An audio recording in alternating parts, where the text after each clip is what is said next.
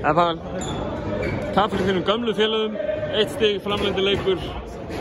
Hvað að gerast? Hvað glótir þessu niður? Ég held við gerðum bara eitthvað svona tímabær mistök í lokin, bæði í vörn og sókn sem kostaði okkur þetta dálítið svona litli hlutur. Þetta var bara jafn leikur allan tíman og svona nokkuð ljóst þetta myndi ráðast bara á loka sekundunum eins og það var.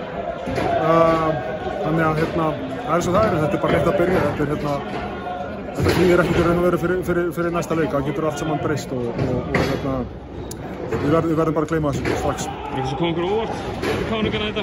Nei, ekki neitt.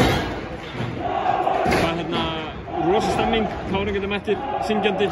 Er engin taug í líkamæðinu sem svona finnst þetta óþægilegt? Nei, alls ekki neitt, það er bara frábært að það komið. Það er bara góð stemning, maður saknaði þess að spila í smá stemningu í körfubolta, þannig að þetta er bara miklu betra svona. Ekki tónlist. Næsti leikur í DHL-höllinni, hvað þurfum við að gera til að ná í tvöfaldavaffið þar? Við þurfum bara að skipuleggja okkur miklu betur og